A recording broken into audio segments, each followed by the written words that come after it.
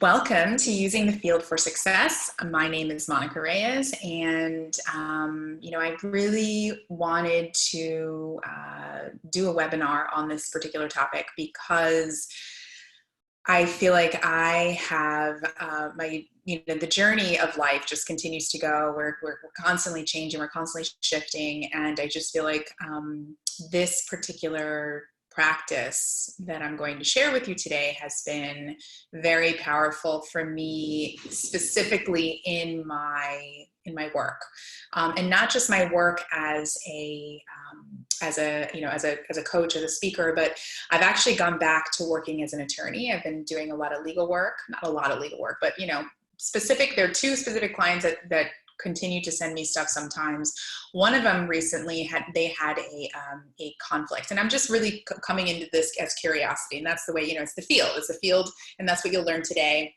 So just kind of like responding to the field without any judgment, and so kind of, interesting, seeing it as curious, seeing it as interesting. And so I took on this particular case where there was a settlement negotiation, and it's something that I wouldn't have done before as an attorney, because I was really scared as an attorney. When I was an attorney, when I was fully practicing, I was terrified of conflict. I did not like communication. I didn't like litigation. And actually, it was the public speaking, doing the public speaking and really spreading my message that has really helped me become more comfortable in the space of teaching, in the space of discussing. And then the other side of it, really learning about behavioral patterns and learning about energy, I just added a whole new element. So I was really curious to see what this would look like if I were to take it. So I took it, and we use the principles that you're going to learn today to program the field to influence the way that this outcome went for this particular negotiation. And it went, I couldn't even believe how amazing it went. They got way more money than they ever expected to get. And the opponent was really, he would be considered difficult, very combative. And, but we did a lot of work. We just used the field to show us what was the mirror, into how can my clients grow? How can they, what was the wounds that it was pointing towards? So we did the work on the wound. We used the field to resolve and heal and expand all the places and alchemize all the places that needed to be alchemized prior to the sit down. And, this person showed up differently. The outcome was different. They got, and as I mentioned, they got more money, and it was so beautiful to be so centered. And that was really the power of it as well, because they had already done the work. They weren't so swept away by when this gentleman showed up in what he had always had showed up in, trying to manipulate, trying to change, trying to maybe, little jabs here and there. They weren't swept away by it because they were so centered and they had done the work. They'd used the field to resolve and to consciously evolve themselves. And it was such a powerful experience for me and for them. And so, really, I've been using this, I've been experimenting with the energy, experimenting even with posts on social media. Right now there's a lot of conflict happening with belief systems. I believe in this, you believe in this, and I've been experimenting again, using these principles. What would happen if I were to put this post, but coming from this energy? How would the field respond? And it's been really, really powerful to witness. And so I'm going to share that with you today, and some of the, and some of the principles so that you can use this, in your life and ultimately lead you to success. Because what I've realized along the way as well is that what most of us do is we go into the external, we immediately take action, right? A very masculine sort of focused way. And we try to change the physical, the material world. And then, that's really what we do. And so coming in from this idea of inside out, instead using the field as a feedback, coming in to shift whatever's here, and then shifting embodying whatever energy we need in order to create this creation that we're looking for, has been such a game changer for me. And this is it's really been a domino effect within this year, 2020, in using all of this. So I'm really excited to share. I'm turning this into into a course. This is a webinar that I'm going to be doing. That's my plan. And so I wanted to, put this out there to see, how, how this goes. And so thank you so much for joining me today. And I'm really excited. And I hope you guys gain value. And we'll have some time at the end for Q&A if you have any questions. And then I'll also, this is obviously being recorded. So if there's anybody that if you gain value, I'll send you the link and then you can share it. So we're going to start off with a tuning in, kind of to center our energy and to center ourselves into this moment. And so I invite you to, wherever you are, to close your eyes or have a soft gaze down to the ground. And just begin with, we're going to begin with 5 deep breaths, inhaling all the way in,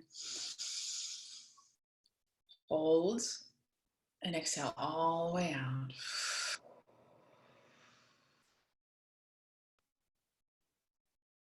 And hold and suspend, getting to the deep, the muck, the bottom of the breath.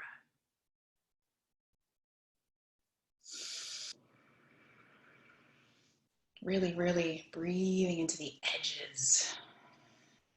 Keep going at your own pace, but really, really stretching the edges of the inhale and the exhale. So you can really feel the edges.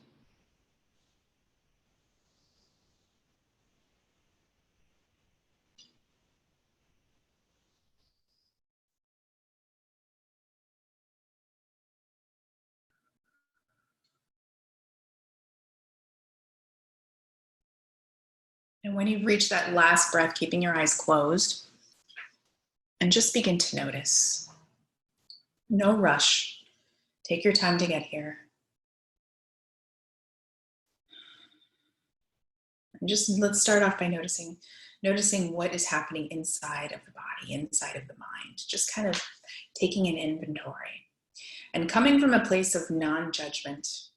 We're not labeling, we're not trying to change it.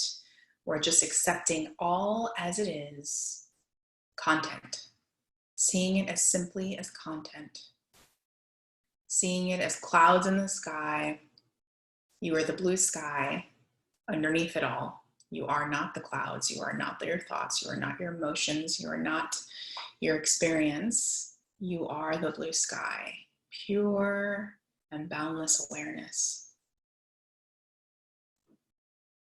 And so just noticing your experience, or do you feel any sensations? Maybe doing a check from the top of the head, kind of floating down, just taking a quick stop at the forehead, at your cheeks, your eyes, and just kind of making your way down. And if you feel a sensation, could be anything. Maybe there's a little anxiety or something that you would call anxiety, and try not to label it, just labeling it as energy, as an experience. And breathing through it. You can put your hands on your body, one hand on the heart, one hand on the belly, if that makes you feel, sometimes that feels safe. And breathing to all the areas. Just notice.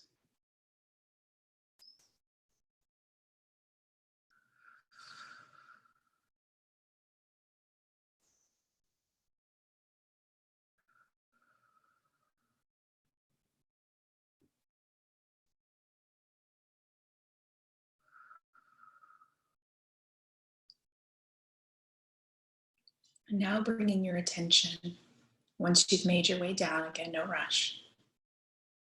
Just keep going, slowly making your way down.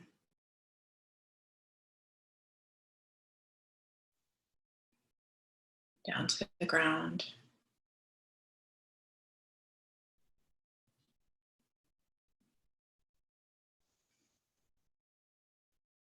And now making your way up into the breath. And noticing the breath. The certainty you have for this breath. How this breath just kind of picks up where you left off. Something is now breathing you. Just noticing the subtle difference of using your will to breathe, your conscious choice to breathe, the power that you have there, and the power of the surrender.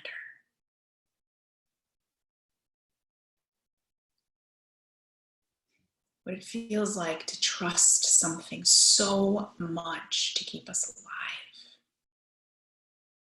So much that you go on through your day to function and forget about this breath.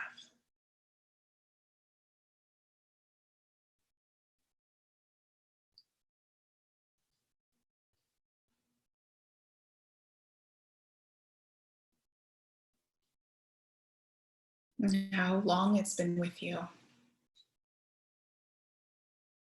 It was your that first inhale. First time you took in the world. And how you've been trusting it ever since. Years. That power of certainty you have, or that intelligence inside of you and outside of you. And now bringing your attention down to the ground, to the base of the spine. And imagining roots coming out of your base, breaking through the earth's crust, breaking through the ground, the destruction, breaking through what that feels like, with the power that you have, through the mantle, through all the way through to the core of the earth, the fiery core of the earth. And now with each inhale, breathing in like sipping through a straw, the vitality, the energy, the infinite power and energy of the earth, up in all the way back up into the base of your spine, feeling it shoot up your spine, out through your crown. Maybe seeing your branches branch out, meeting other branches, feeling the interconnectedness.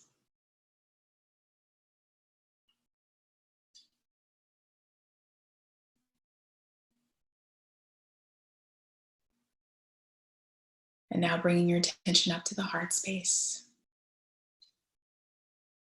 Let's bring in some gratitude. Maybe you're grateful for something, grateful for this moment, grateful for someone. Let's bring that gratitude in, that heart space. And as you start to expand that gratitude, feeling beyond your body, feeling the space beyond your body and beyond your heart.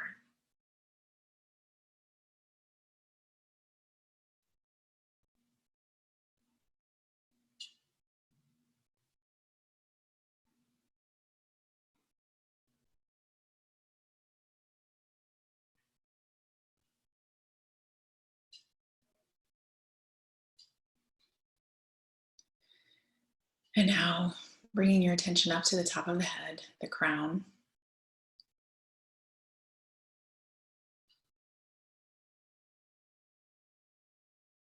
Feeling that channel open up,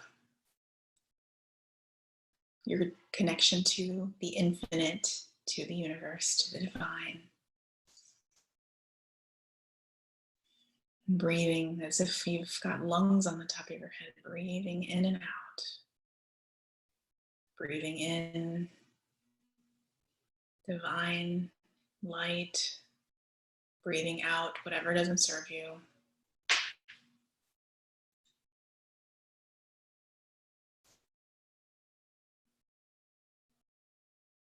And now making your way back to the breath.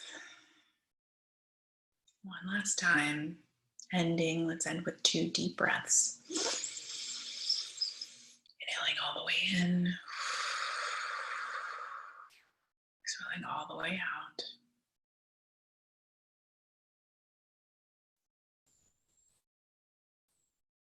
All right, and when you're ready, opening up your eyes.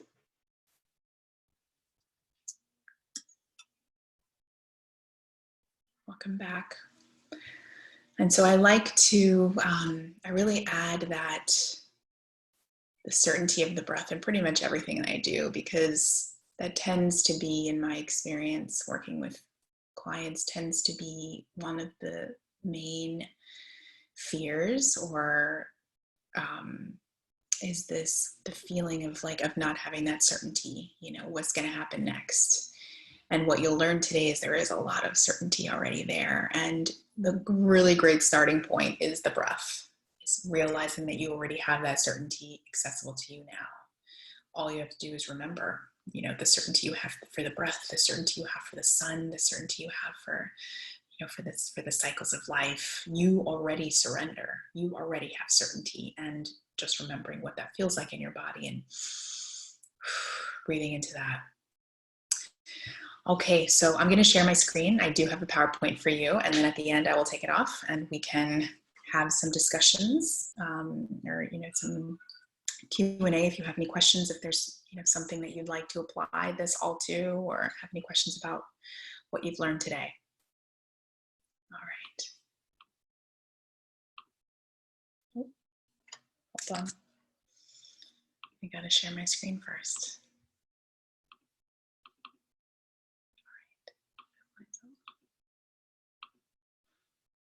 Okay, so welcome to Using the Field for Success.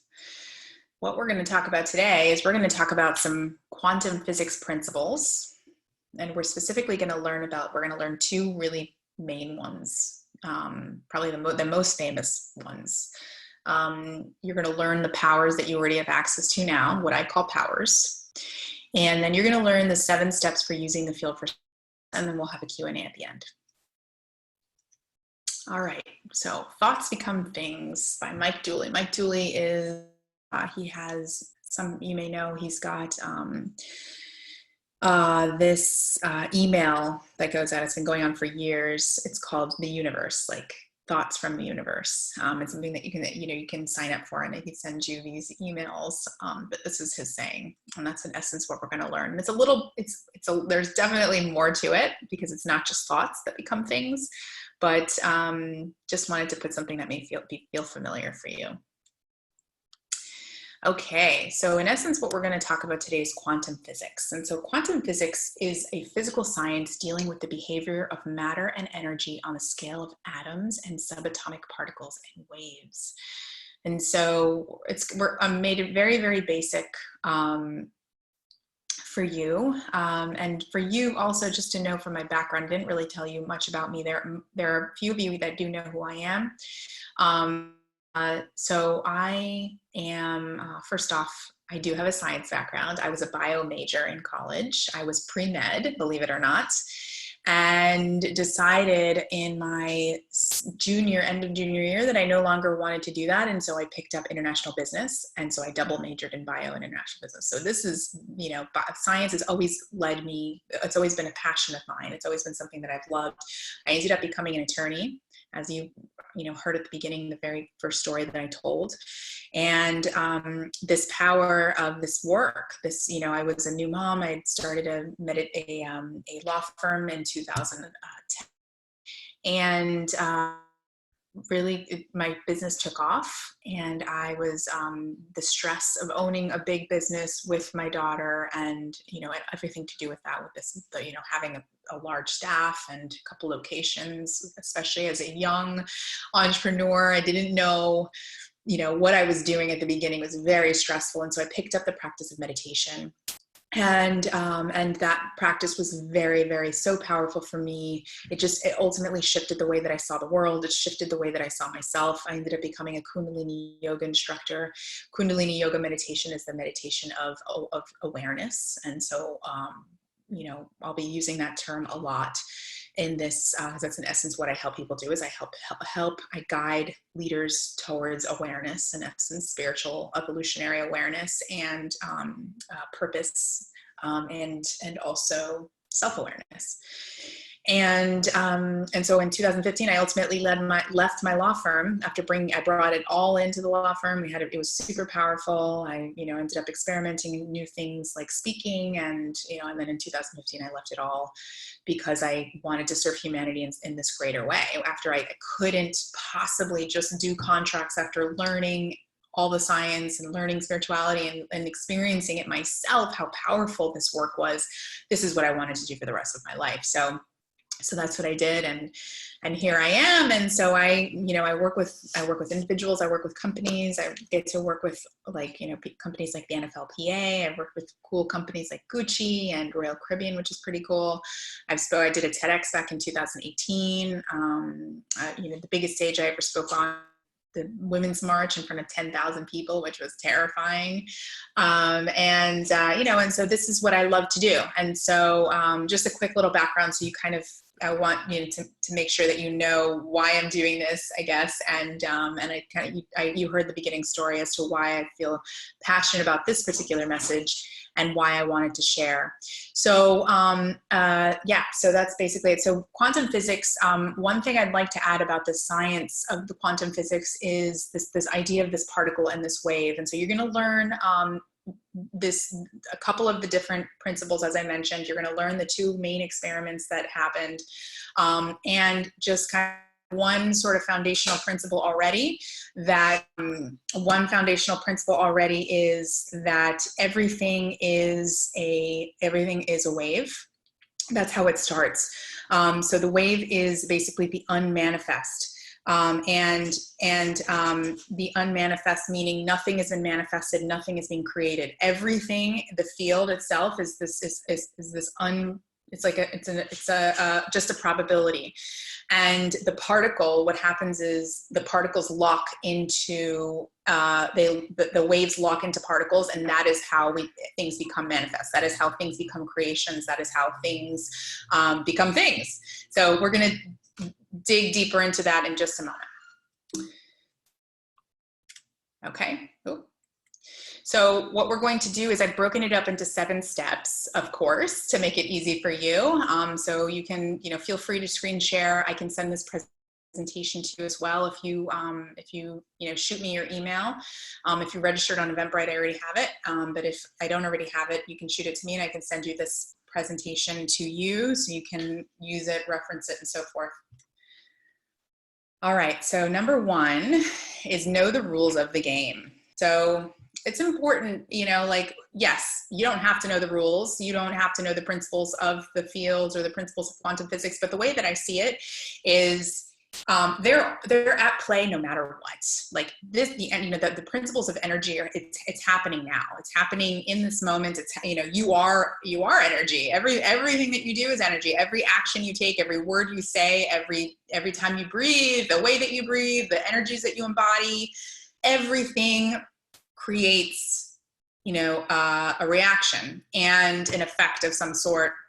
And so why not learn these? Why not know these? Why not use them to your advantage? Why not, because it's what I've found is so much more effective. And I'm going to tell you, it's taken me years. I mean, this year, within the last, since January, I've really worked on really applying this more than ever. And it's in such a short amount of time, I can't tell you how much my life has changed and how much easier it is.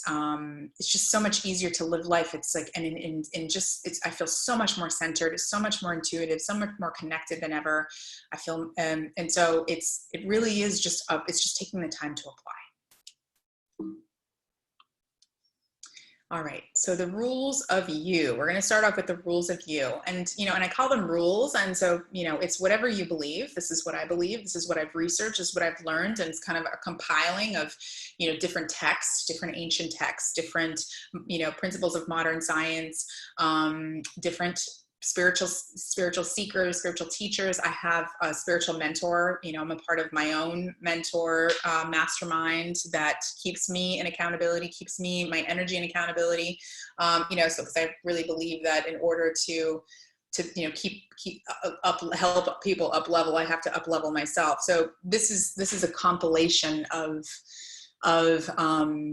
all the things that I've learned. So number 1 is soul plus biology equals life. You are spirit having a human experience. And this is a really important principle because we tend to really focus on either or, and they don't, and so the idea is to what would life be like if we were living from this integrated place? So what happens is we're like, okay, well, I have to work. I'm doing my 9 to 5. I'm I have to pay my bills. We have to homeschool. Like, it's very much the physical, very much the material. Like, I need to buy toilet paper.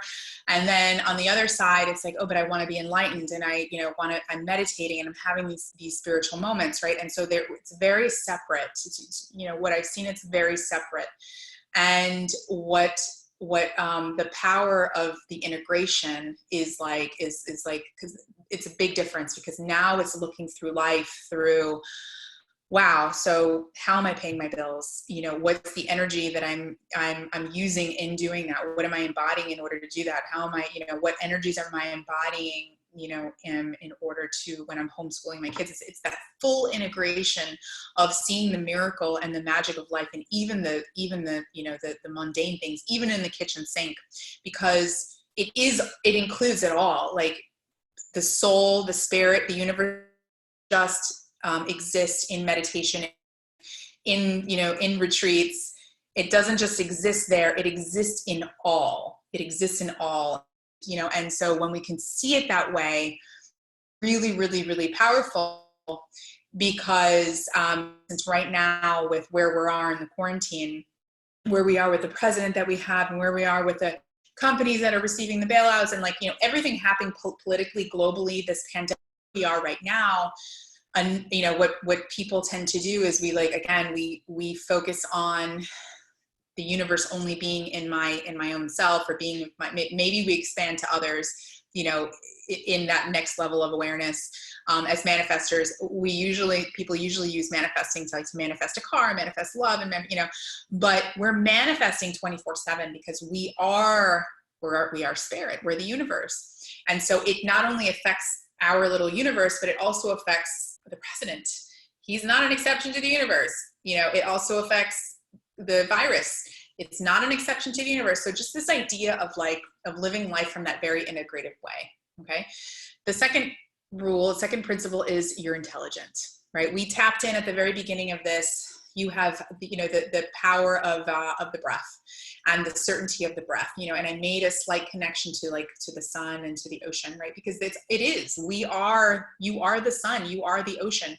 And because you are the universe, you are spirit, you are the universe becoming aware of itself. So, when you go back into evolution, and you look at the very beginning, we're single-celled to multi-celled, and then things start to evolve in the sea and the water. Then all of a sudden, something, there's a ocean animal or oceanic creature that creates claws that, made its way onto land. And then now all of a sudden you've got land animals, and, and the way that evolution worked, at some point in time, there was a switch, there was a click where it went from unawareness to all of a sudden noticing life through a different set of eyes of awareness, of noticing itself, and then that's where we started to create fire and tools and communication and language, and, and that's where, then we started to be industrialized, and this is how we took off as these aware creatures. And so this is how we're evolving, is through this idea of awareness. And, but also, but what happened is we forgot that we are also the universe. Again, soul plus biology equals life. And so because you are soul and you are spirit, you also have all of the powers of the universe. And that's a whole other webinar. There are 10 powers of the universe. I'm not going to go through them today, but they are, you have these powers. And the number one power that we'll be talking about today is creation. Rule number 3 is everything is interconnected. You are connected to all beings, right? You're connected to everything, to the sun, to the ocean. You're connected to everything, to me, and more than just connected. We are waves in the same ocean. Okay. And that is a really, really important, important lens to put on, because the more that you can put that on, the more that all of this other stuff that I'm going to discuss today will make sense. But you're connected to all living things. You're connected to the cosmos, to the planet, to each other, which means that every breath you take affects the whole. Every word you say affects the whole. Every time you come in and you transform and you alchemize fear and you shift yourself, you're shifting for others. You're shifting for the world. You're shifting for all living beings. And it also, you know, is, it kind of gives us a certain responsibility, because where we are right now is very separate. We live in a life that's very separate. I'm us versus them. This is my life. That's your life. These are my problems. These are your problems. I'm not connected to that bird. I'm not connected to that tree. I'm not, you know, and we are. And, you know, when we hurt living things, we are hurting ourselves. And so this is like where the world is going in this moment. And then you're on a journey, right? This life is a journey. And based on in ancient principles, Buddhist principles, this journey, as well as another metaphysical text called The Course in Miracles, this journey has been chosen by you. It's a spirit, you know, and so the spiritual view is that your life journey is full of lessons, assignments. And when you come through this lens again, realizing that there are no mistakes in the universe, right? There are no mistakes. The universe does not waste a single quark. It's the smallest, you can't get any smaller than a quark.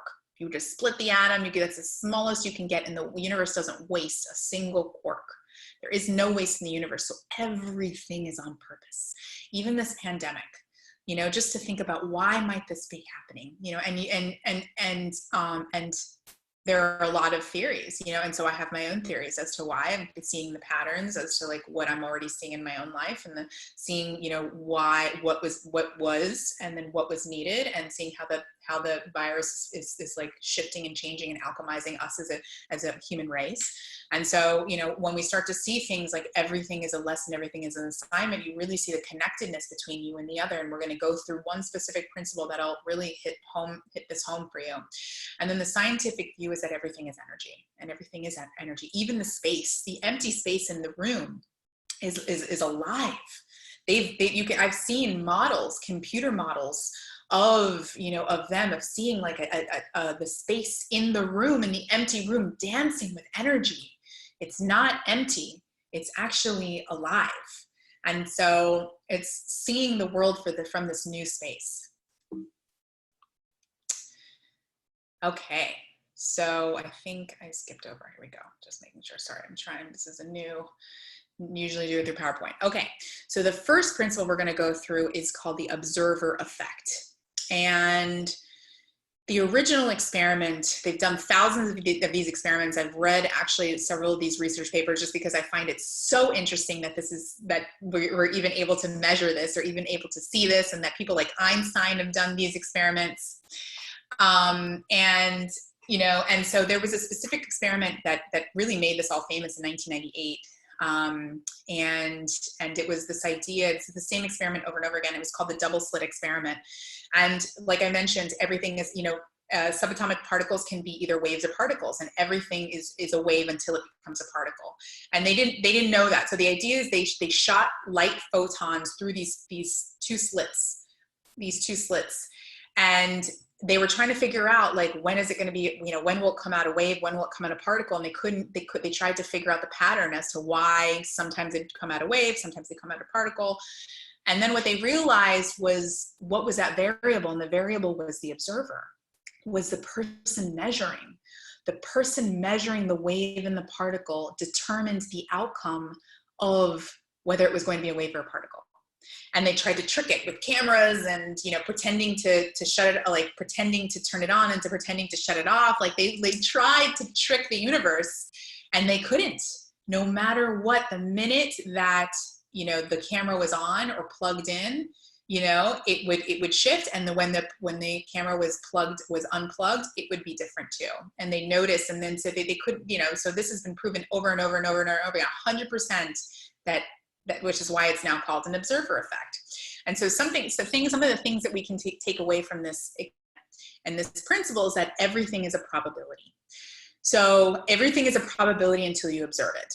And so this idea of observation comes from, right, it's the idea of manifestation. This is where manifestation comes from. I want to manifest this, I want to manifest that. But this entire reality, so we don't just manifest things, okay? This entire reality, including our body, our thoughts, our emotions, every piece of this reality, the flowers behind me, is all in observation. It's all creation. We are manifesting 24/7. We are always creating through our observation. And our observation is like, is who we are, what energies we embody. So what frequencies, vibration, what emotions, how we're feeling, what we're thinking, what we believe, what lens, what perspective do we see in the world. And so, you know, it's really important, you know, and also on top of that, what you're focusing on, you know, so if you're focusing and putting all your emotion and thought into one specific area, you are continuously intentionally creating, because there is this idea of default creation where we're creating just by who we are.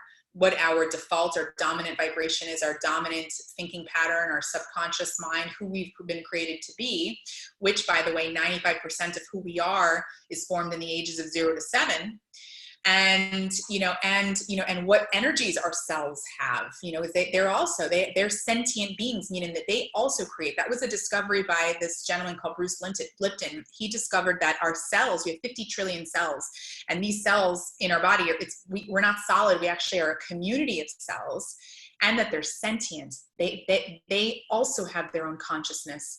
And so, you know, not only do we have this field, this collective field, like this field, this invisible field, this dancing field of energy, we are this field of energy, and we are a part of the whole ocean. It's an ocean of energy. You know, if you can imagine an ocean, and the way that I see it is like all these grids, like we are all of it. And so maybe we might have like a different, you know, frequency or different pattern, but our energy is connected to all. Like there is no separation.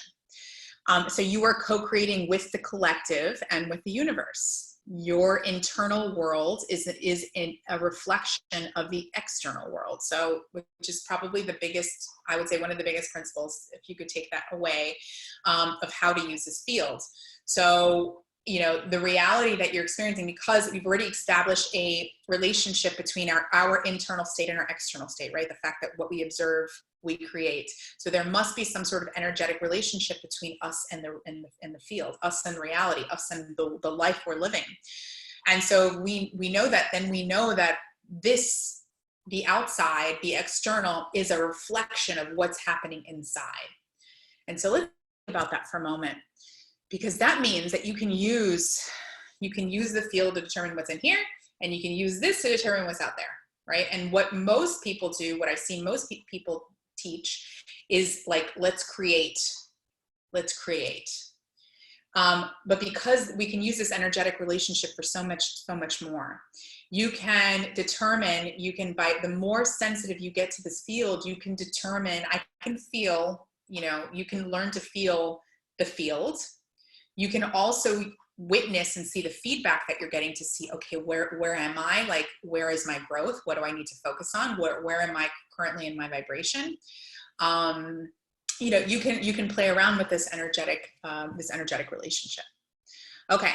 Number 2 is entanglement. So it's something called quantum entanglement. So they also had many experiments, including Einstein, which is what kind of, you know, and one of the biggest, like the quote, there was a really famous quote from Einstein, including others, that kind of went the same way as far as calling quantum physics spooky, because they couldn't figure out why this was happening, and they again tried to trick it. So going back to those same particles, once they got entangled, and the way to get entangled is like they meet, they come into awareness, you know, and so we'll start with particles, and then we'll start about how we become entangled.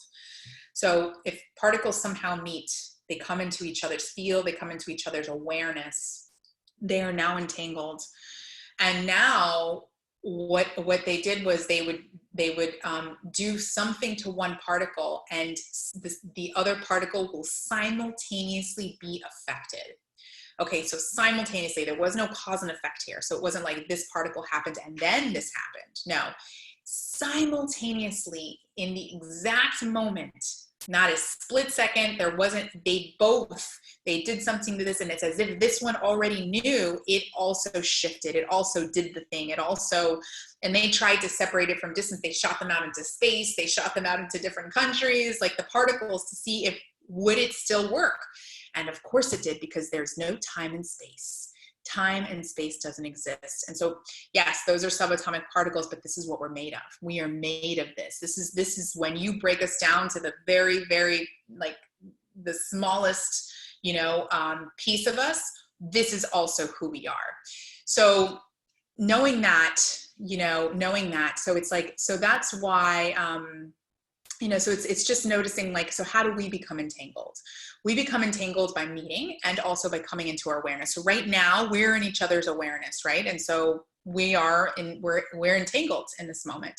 And, and we're entangled in our lives. And so, in this moment, we're mirrors. And that's, because there's again, an implication that there is this energetic relationship between these two entangled particles. And so if they're entangled and there's this energetic relationship, then like a mathematical equation, you do something to this one, it's going to be done here. And so if we can use that principle, then what you'll also see is that the points of connection tend to be like either the lowest or the highest vibration. The lowest vibration will be like the wound, the ego, which is why when you meet somebody, maybe you're around somebody and you get triggered and it like bothers you, that there's something that bothers you about that person, something they said, it was like packed with energy, because that's the connection, that's the mirror. And so again, this idea, what we're going to learn today is to learn how to really use that so that you're not swept away, so that instead you can see it as simply feedback, because that's all it is. It's just feedback, right? It's an assignment, it's a lesson. You can use the mirror to grow. You're like, okay, great. So this is interesting. I'm feeling this right now. This what she said was really, really rubbed me the wrong way. And instead of being like, oh my God, what a bitch, or whatever comes to mind, what a jerk, instead of going down that rabbit hole of labeling, that's separation, right?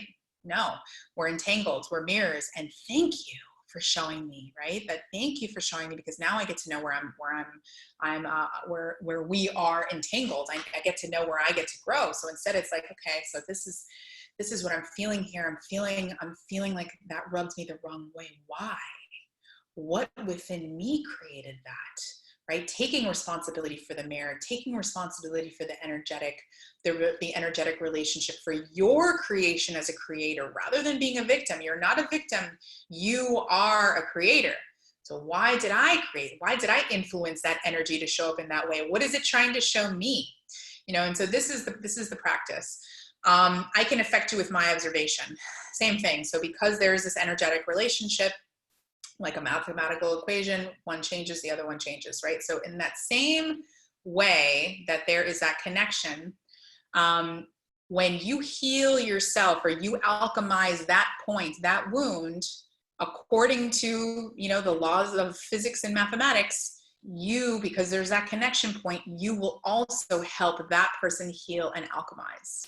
What beautiful service that is, right? What beautiful service that is. And what a beautiful contribution, which is why, even like affecting the world right now, sometimes we feel like we have to be an activist, or we have to do, and you can, there's so many, there's really three main ways that you can help the world in this moment, in these categories. But one of the ways is shifting consciousness.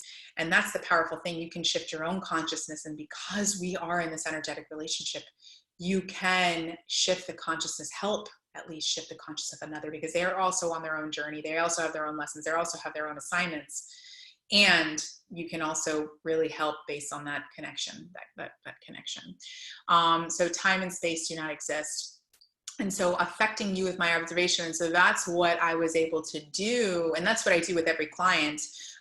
Because what's interesting, again, they all come in as my mirrors, and it's like perfect to the second.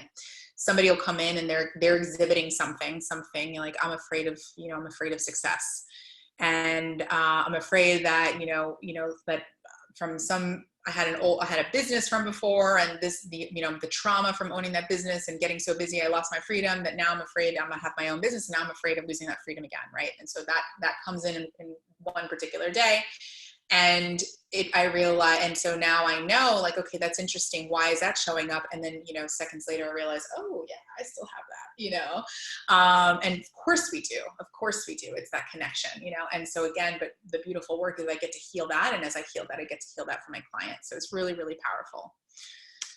Okay. Know your powers. So learn and develop your powers to leverage the field. So we've got these powers, like this is not even including the universe, the 10 powers of the universe, but these are just our powers that we have in using these principles. And they're really more like skills, but and this is where I would invite you to focus in developing. So we've got the power of observation and attention. So we played a little bit around that at the very beginning, the first meditation we did, right? You played with your attention. You started off with the breath, bringing attention to the breath, noticing the breath, observing the breath, right? And the power of that is that idea of neutrality. No labeling. We didn't label. Instead, we just allowed it to be exactly as it was. And then we did that same thing all the way through the body, moving our attention to the top of the, to like noticing the sensations, bringing it to the base, bringing it to the heart space, bringing it up, up to the crown. So learning how to move your attention, because if I mentioned earlier, if wherever you focus, your attention is where energy expands, then attention is going to be a really important skill for you. And so is observation, the ability to observe without labeling, without judging, to be able to just accept something exactly as it is. Because the minute that because if we're observing things in a creation, if you can accept it as it is, then you are no longer adding a creation, you are just observing it.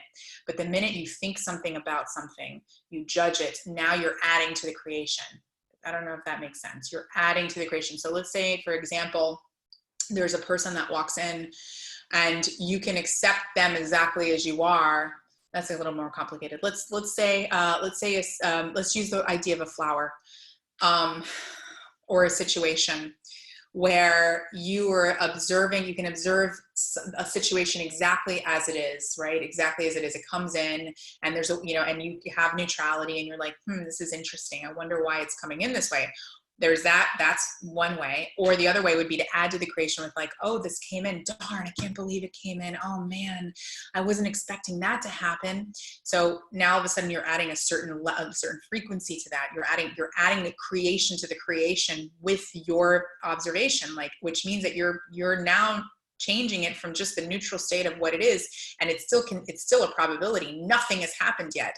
But because now you've added that layer of worry of like, oh man, I didn't think this was going to happen. There's already this idea of like something, it's already pointing into this outcome that you've already created when there was no outcome already. It was just probability. Okay. So there's a really big power in just simply observing it as it is. It's going to take practice. The way to develop this particular one is going to be through meditation, through mindfulness, and practicing using the fields, like, practicing this idea of curiosity, of moving your attention throughout your body. And it's a skill like building a muscle. All right. Power number 2 is intuition and insight. And so, this idea of intuition, it's been proven by science, actually. There's an institute called the Heart Math Institute that has been able to measure intuition, which is really, really cool. And they've got some science there that you can see. But like one of the studies, for instance, they had a deck of cards that they rigged, and there were these card players, and they added a sensor to the palms of the hands. And then they also did another experiment very similarly where they measured the heart rate. And in both experiments, the body knew before the mind did that the cards were rigged. The palms got sweaty as they got closer and closer to the rigged card, and the heart rate started increase. And it wasn't until like 50 cards in that they noticed through the mind. And there was also a side note that those that were more connected to their body and were able to read their heart rate they were able to win. They were able to win the game.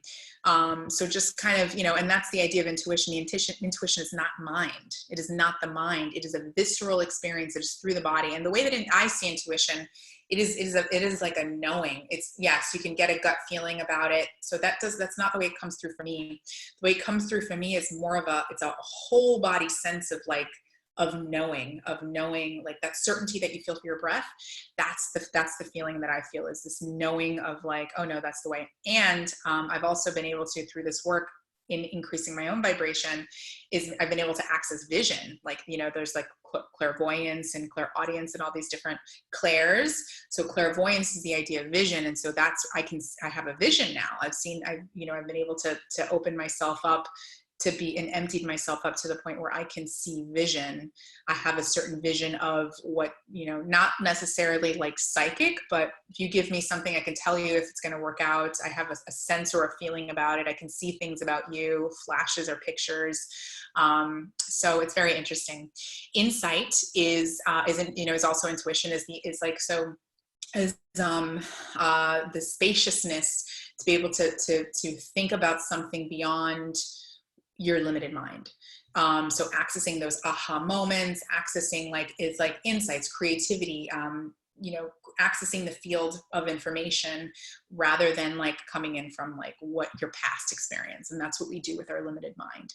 Instinct is something that it's that primal self that I feel in the world is like smushed. I think people fear it. So it's this, it's really like we're animals. We're animals. And when, there's this idea that like animals are wild and crazy and, have rabies and, could unpredictable. But there is a gift to the primal. There is a gift to the primal self, because it's that, it's that part of us that can like, so connected to nature. It's like you're so connected to for instance, your kids, like you can feel and smell and notice when like something's off with your children, it's like that, like, or, when the women in tribes, used to like, smell the ground, or the warriors would smell the ground, or like feel so connected to nature that they knew this is the time to go. This is the time to go off and do what you got to do, rather than like really using the intelligence of nature, because we're all interconnected with nature. The other powers that we have, I believe, are compassion and passion. So it's that fire inside of us, and using the heart, the coherence of the heart, I've been able to influence outcomes, people, simply by coming in, by opening up my own heart. It's really, really, really, really powerful. And the ability to be able to put yourself in somebody's shoes and to be able to, and it's the place of the heart, that fourth chakra is the place of spiritual awakening. And it's also interesting, kind of a side note, that, the coronavirus happens to be impacting that space, happens to be impacting the heart space, which is, again, the place of spiritual awakening. It's a part where we go from me to we. It's that part of oneness. And then the last piece is awareness and will. And so that's really who you are. Like this personality, I'm Monica Reyes, born in New York, right? That is like the little I. But within that, there's a bigger I, the bigger self. And that self has no content. It is timeless. It is boundless. It's beyond this lifetime.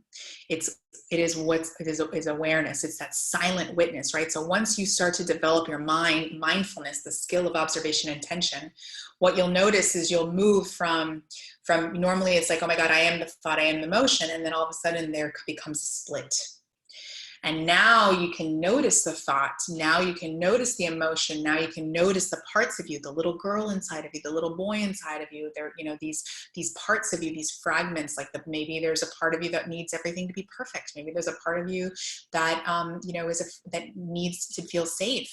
There's a part of you that, wants connection, that you sometimes so much that you people please. Like, it's not all of who you are.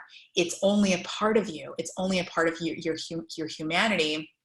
And so the more that you can disidentify and just notice and realize that, and who is that's noticing, right? That is awareness. And then the will is the choice. Like, you always have a choice. You always have a choice. You have a choice in what creation you're making. You have a choice to believe in something. You have a choice to feel. And so it's really recognizing, coming from that place of blankness, of boundlessness, to choose and to witness. Oh, a little head. Okay, number 3, become the scientist. So we're diving in a little bit more into the power of observation and curiosity. So the scientist is like a character, an archetype that I like to use in order to really become detached from the content of life. Because as I mentioned, the content of life, what happens is something will come through, something will come through. And when we notice it, well, usually what we'll do is we'll judge it. That's the first thing. There'll be a story about it, some sort of memory, some sort of like meaning that we create about the thing, right? When I see this pen, I think about, wow, I remember I did high school. Oh my gosh, there's a memory about the situation or some meaning that we create, which has emotion. And if the meaning is strong enough, like there's a wound, now all of a sudden there's a suffering, like, oh my God, I can't believe this happened to me. I can't believe this is happening to me again. And so it's no longer now about the thing or the experience or the situation. Now it's about the story we've created about. That's where we get stuck, which has its own, that's a whole, that's adding to the creation, as I mentioned. And so what I like to do is to be able to become the scientist so that when that thing comes in, I'm looking at it like a scientist. I'm like, oh, that's interesting. Wonder what's going on. Like, I wonder why I brought that in. I wonder why I created that. Like, I wonder what the universe has in store for me today, like, rather than like, oh man, why did that come in? Right. Because the idea is that we are thinking from this limited mind. We've set intentions of like, I want my life to be like this, and, and I want it to look like this. And so the universe is like, okay, awesome. So I'm going to send you this because you need, in order to get there, you need to go down into the darkness to resolve this one thing so that you can get this gift, and then you can rise and then make your way back up there. And so we think it's going to be like an A to B trajectory, and the universe is like, no, it's actually going to be an A to Z to B to C to G, and sometimes you're picking up things along the way. And so there's like this element of trust and certainty, which is, we talked about like the ability to go back to that anytime you want. So this idea of becoming a scientist, so explore the things that come through, right? This is going to be a really, really important skill in using the field, because you can't get attached. You can't, every time you get attached, it's no longer working in your favor. You're adding creation, you're adding to the field unnecessarily, and you're creating something else, most likely what you don't want. So instead, come from this place of becoming a scientist, explore, be curious, develop your neutrality. And the way to do that is really going to be through one of the next steps that we're going to talk about, through meditation, through mindfulness, and to really experiencing the experiences. See the content as just information, and disidentify. So disidentify is that splitting I told you about, detaching from the outcome. Like, okay, what I intend to do this, or this is a desire I have, and I trust that once all I have to do is intend and desire it, and it will come through. I don't have to be attached to the outcome. And also detachment can also be like needing it to come at a certain time, needing life to look a certain way, needing a person to be something that they're not, right? There's lots of these forms of attachment. Attachment is a form of freedom. It's liberation, because nothing owns you anymore. You're instead just like this vessel for life, letting life express through you.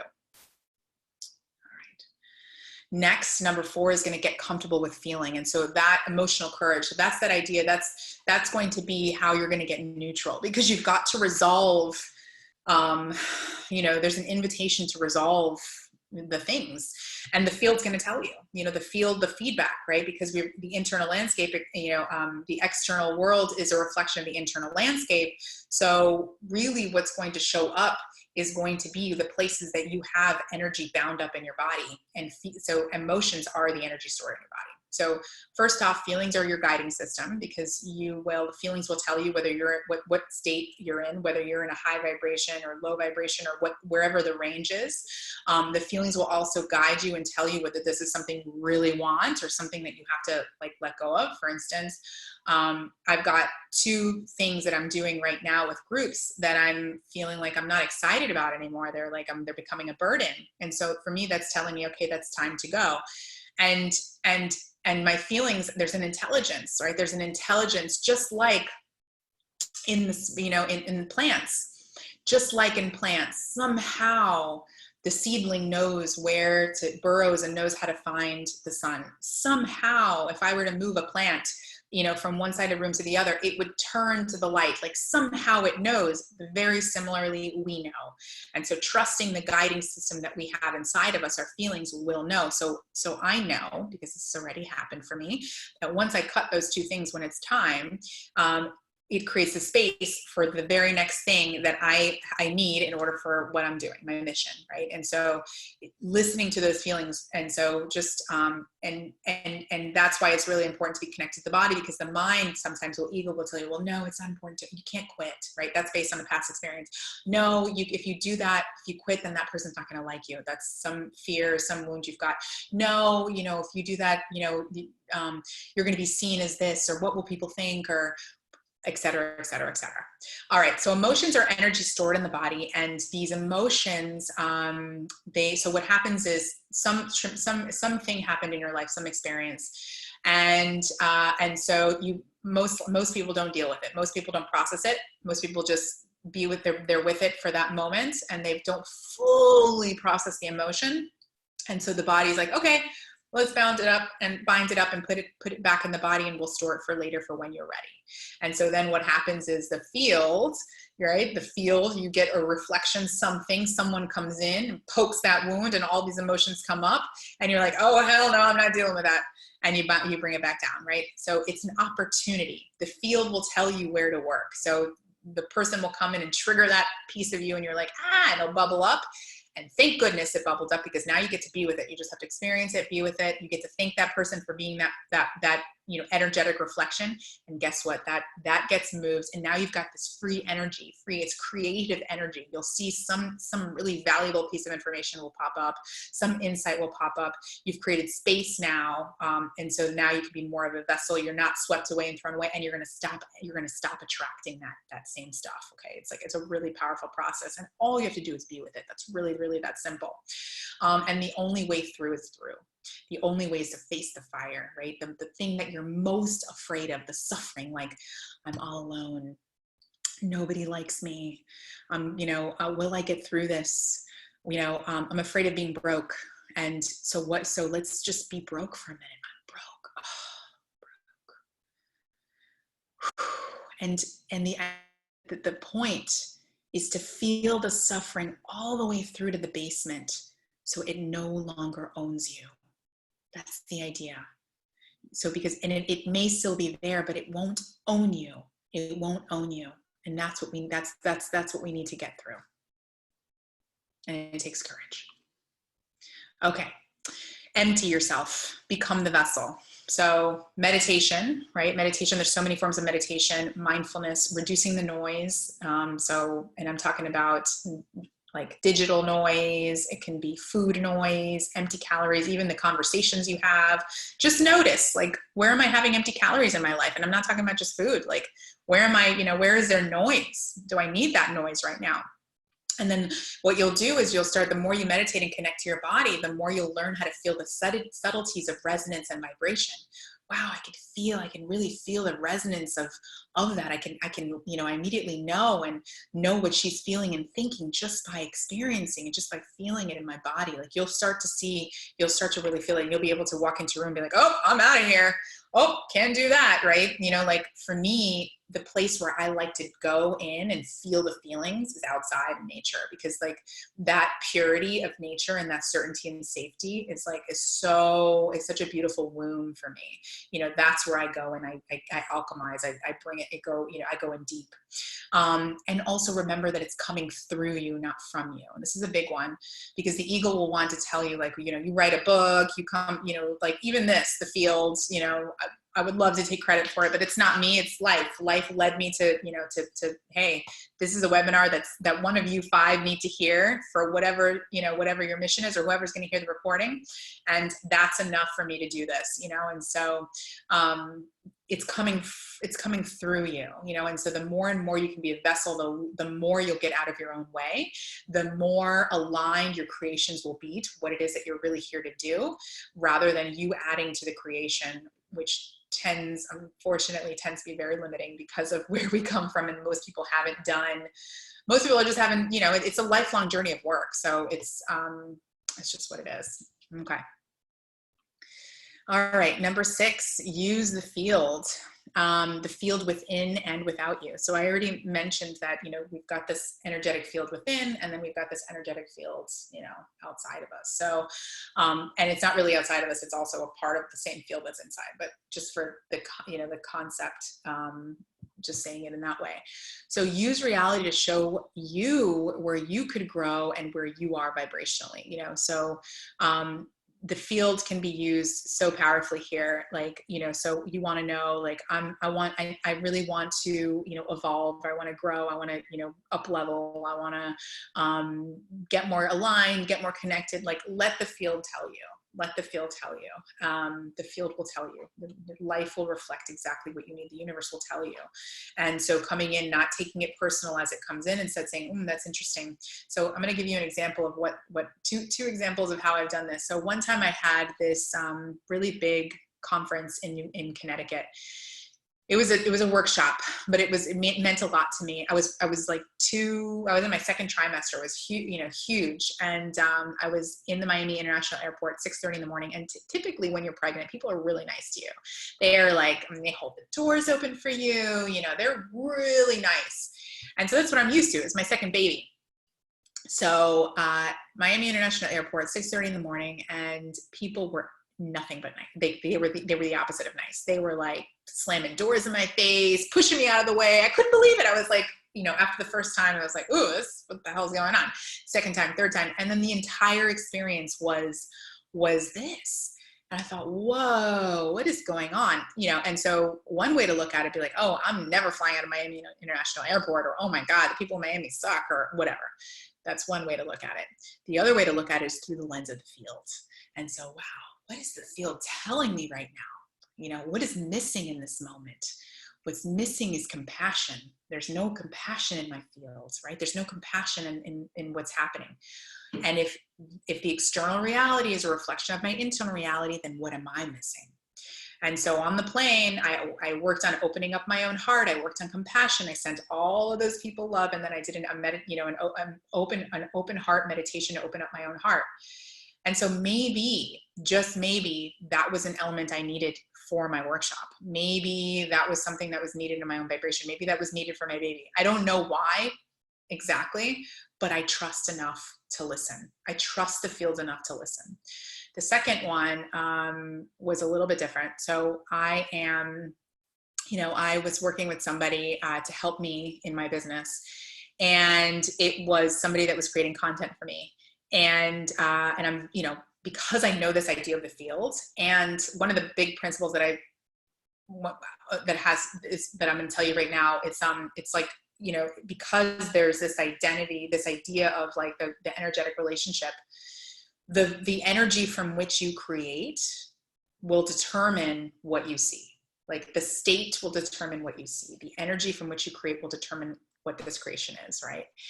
And so it's really, really important.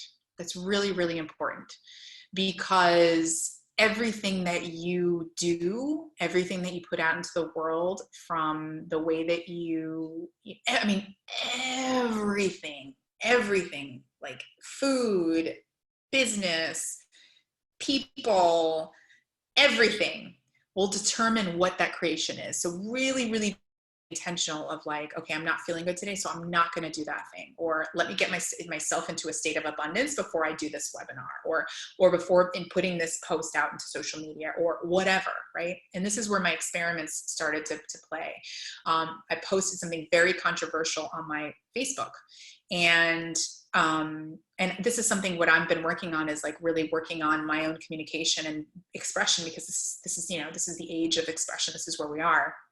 And so putting this post out, being so clear about that, wanting this to be curiosity.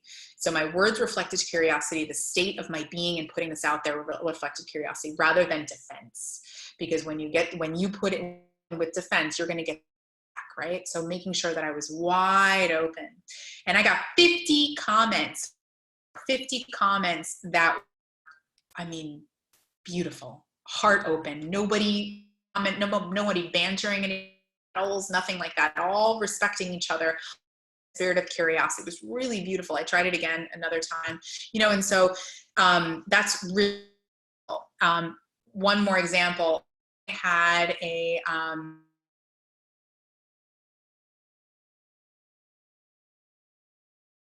so I hired a creator and this person iterated. And it's so anyway, the idea is like, I know the field. And so integrity and truth are very important for me because I know that the energy from which I create determines the creation. So I need to make sure that everything I put out has the right energy. And so there was a video and the title was like distorted to say something that wasn't true. And I didn't know that. Okay. So I didn't know that yet. So this woman, this random woman I've never met in my life, scheduled a call with me. And at first, the way that she had like kind of got at me was a little like, you know, I didn't fast enough. And she came at me like, you don't want to talk to me, you know? And I was like, whoa, okay. So there's something here. So I'm going to find out. So I hopped on the call with her and it was very inauthentic.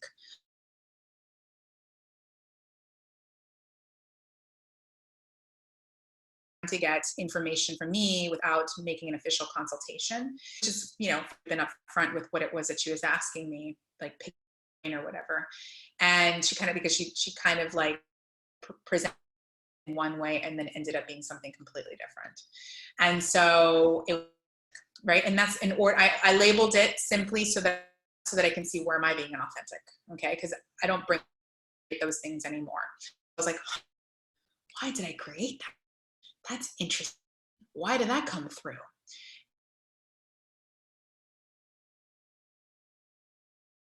Of a particular video, and it was completely inauthentic. I'm like, oh, holy moly, so crazy, right? And so it just shows the connection, you know, and even though somebody did that for me, it was still on my YouTube page. It was still my own video, right? So I immediately had that person change it and say, we cannot do that. Like everything has to be in integrity. So I wanted to share that because it is.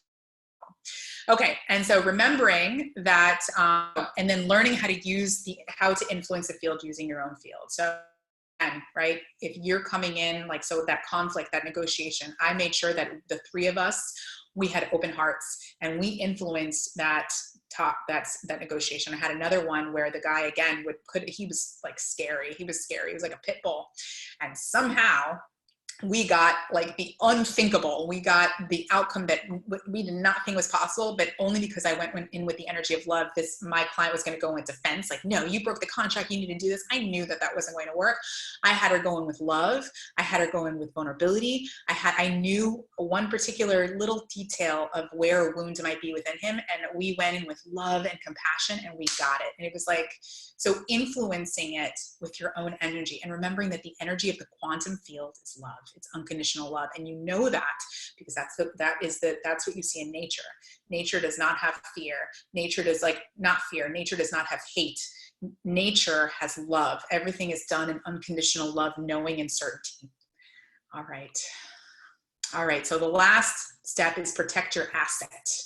Your biggest asset is your vibration. So be so mindful of what you consume. So consume meaning putting in your mouth. So I went through this purification like in the last year, not even knowing it, just like I was led. And again, I'm led and we're all led, but you got to empty yourself out. So I was led to give up meat. I haven't eaten meat in over a year. I haven't drank alcohol. I've stopped drinking coffee. I stopped eating gluten. I stopped eating dairy. I stopped eating eggs.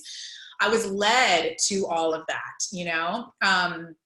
So protect, what are you consuming? You know, what are you consuming on social media? What are you consuming digitally? What are you consuming food-wise? What are you consuming conversation-wise? Is it matching the energetic vibration of where you'd like to be? Or is it something that's an anchor bringing you down? Like, you've got to protect it. You know, this is your biggest asset. If this is the way that you're creating your reality, this is your biggest asset. This is bigger than any money, because this is the creation of all infinite money. This is the creation of everything. Be mindful of what fills you or drains you. Again, just pay attention. Like, ooh, I don't like the way that feels, so I'm going to stay away from that until I'm able to protect myself. Because it doesn't mean like I don't want it to be like bypassing, like only positive vibes here.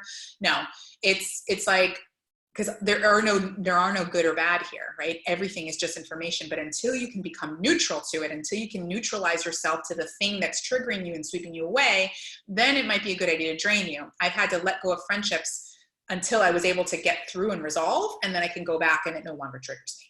Be mindful of what you participate in, right? Again, what are you participating in that is it aligned with with the energetic match of where you'd like to be?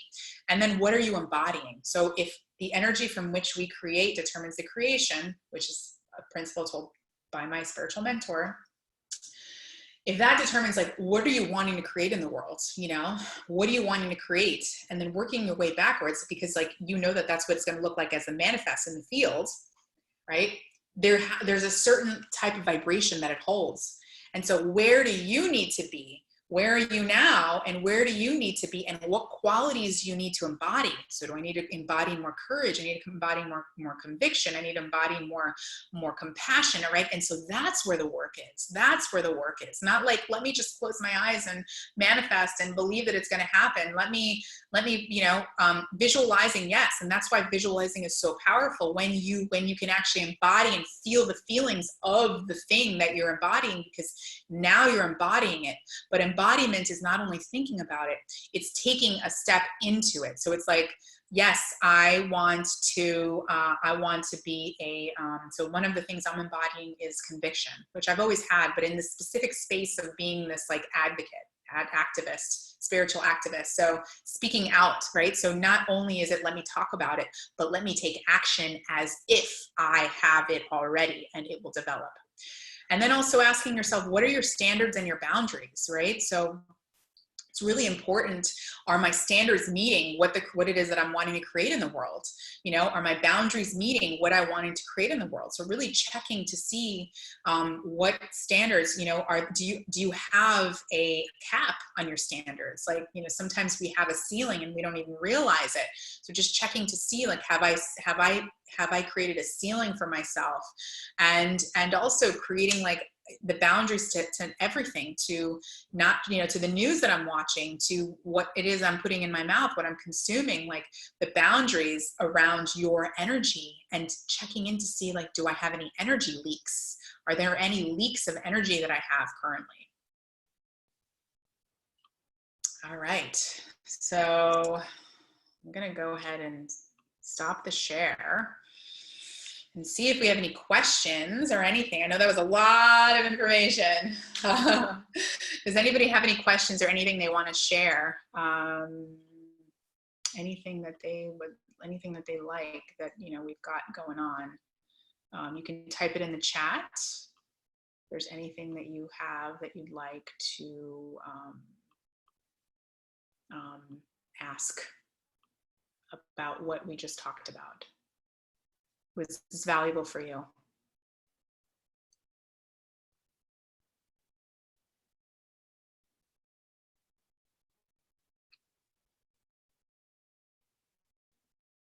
While we're waiting for these questions, I'm going to state, so, you know, what's next? What do you do with this? Oh, we got a question. Yes. Everything is valuable. Thank you. Awesome. Thank you, Rachel. I appreciate that.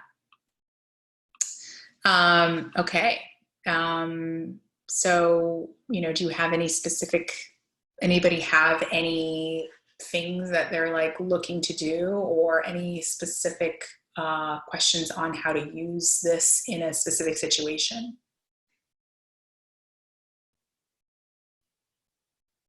And if not, that's totally okay. It means it's totally fine. So if you're thinking about it, you have time.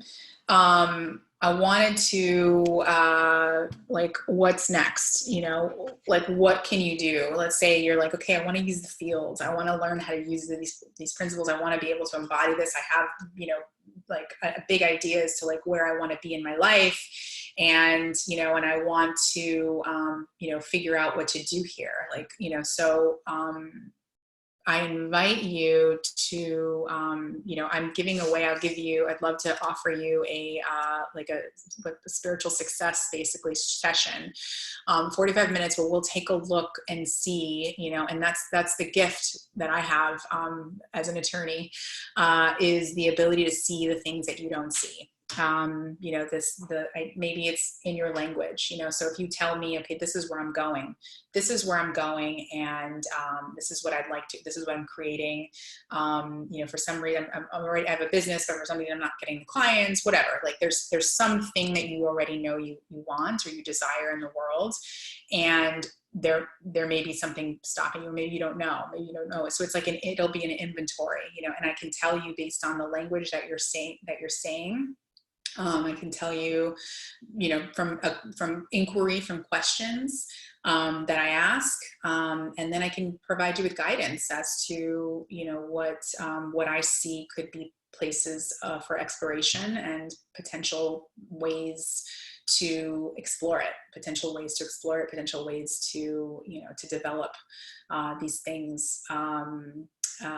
Yeah, so if you'd like to schedule that, you can schedule that. I'll type it in the chat. It's timewithmonica.com. Time with Monica. I made it very easy for you. Timewithmonica.com. And, you know, and feel free. I'd love to stay connected with you. MonicaEReyes.com is my website. And then also Monica E. Reyes is my handle for Instagram. Awesome. All right. Well, we've got 5 minutes. So I don't know if anybody has anything they want to share, or what was your, I'd love to hear from all of you, even if you just type in one word, how you are getting a collaboration effort when living in a different country. I'm America, stuck in Israel, different culture here. Okay. So that's a, you know, it is a different culture, and,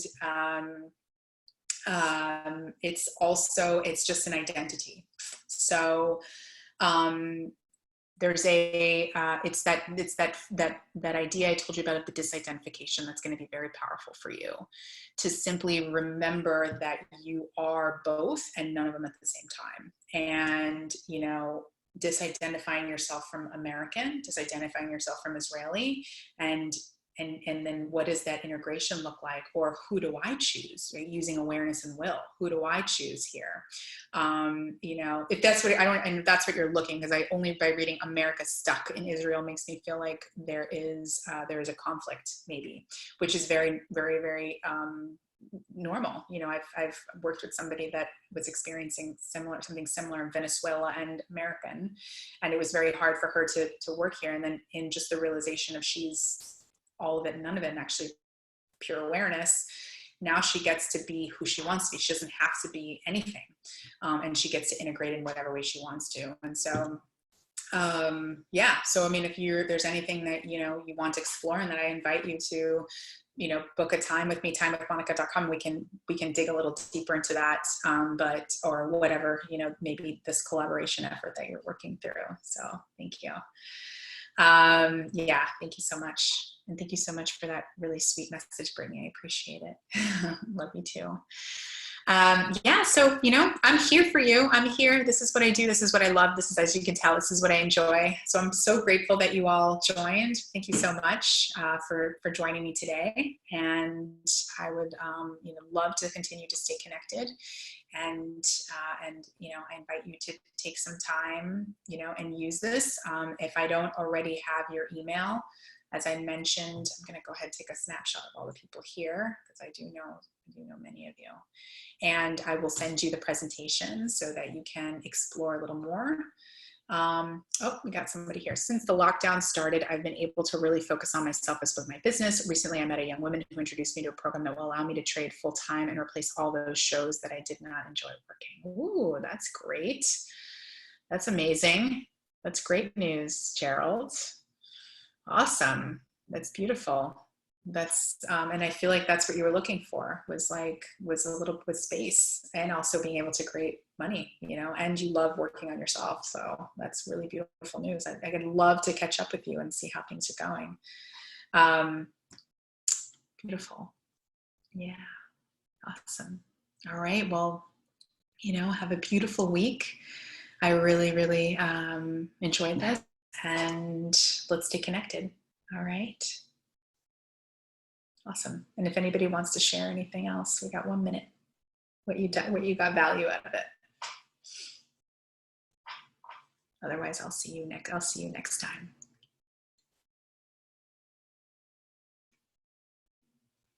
Thank you. I'm thankful for you too. Mm-hmm.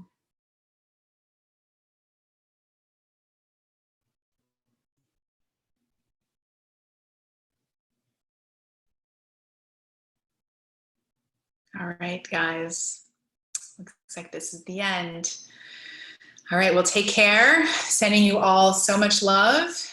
So appreciate all of you for coming in and learning and supporting. And we will talk soon.